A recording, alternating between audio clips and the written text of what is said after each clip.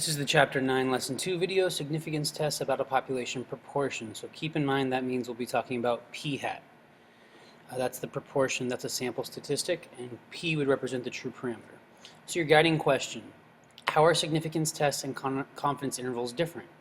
Which provides us with more information and why? I'd like you to think about that as you watch the video. Think about how they're similar as well as far as determining something about a parameter.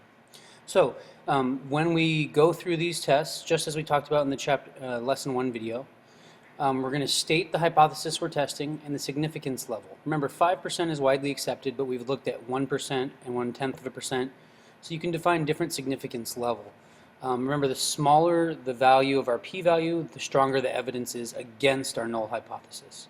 So the lower alpha is, the harder it is to reject the null hypothesis, because then your p-value has to be lower than alpha to reject. Plan by naming the procedure you plan to use. Is it one sample z? Is it one sample t? In our case, it's one sample z for a proportion. Remember ZAPTAX, z for a proportion, t for a x-bar for a sample mean. And then check the appropriate conditions, random, normal, independent. Do the problem by calculating your test statistic, and you're going to determine a p-value, which is a probability that the statistic is the value you got or more extreme given the parameter that you hypothesized in your null hypothesis. And then you can conclude by using the p-value and the significance level, which is alpha, remember that's the significance level alpha, to make an appropriate conclusion about the hypotheses and context of the problem. That means if the p-value is smaller than alpha, we reject the null hypothesis and assume the alternative. If the p-value is larger, then we fail to reject. Remember our conditions, random, we need an SRS. If it's an experiment, a random assignment as well. Normal, remember for a proportion that we need n times 1 minus p and n times p to be greater than or equal to 10. So our test statistic is just going to be like z-scores that we've looked for over the course of the year. It measures how far a sample statistic diverges or how different it is from what we would expect if the null hypothesis is true. So in standardized units, which means the unit is, we divide by standard deviation the statistic, so we can see how many standard deviations from the parameter our test statistic would be. So basically we assume the null hypothesis is true and see if it's true how likely or unlikely it would be to get that p-hat, that test statistic. So we do our sample statistic minus our proportion hypothesized in the null hypothesis, and this will give us our test statistic.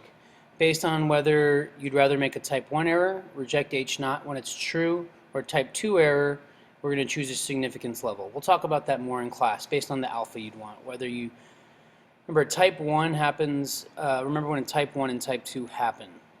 So our two possibilities, we reject H0 and it's actually true, that'd be a type 1 error. We fail to reject and it's false, that's a type 2 error. So the alpha level will help us deal with that, which mistake would be preferable. A two-sided test implies we're looking at both the left and the right of the normal curve, so we'd have a not equal sign for our alternative hypothesis. That just means the value could be smaller or larger. One-sided test would just involve less than and greater than signs. So our value is the portion of the graph under the normal curve that doesn't include the values in H0 for both of those. When you have a not equals, you'd find the value for a one-sided test and then double it since it's on the left and the right. So it turns out confidence intervals give us more information. So we can get more information because the result of our significance test is reject or fail to reject. An interval gives us an estimate of the plausibility of the hypothesized parameter. So like it gives us how far we off in the range. Like where's our 95% confidence interval? How far is the statistic from that? Whereas our significance test is going to tell us whether we reject it or not. It gives us a p-value, but a confidence interval gives us an interval of values where it could be. So confidence intervals can give us more information. They're somewhat similar to two-sided tests, which we use when the not equal sign is used. So that means we're looking to the far left or far right of the normal curve to compare. So basically a significance test can tell us if something's plausible or implausible. Since the confidence interval gives us a point estimate and a range of values, it gives us more information.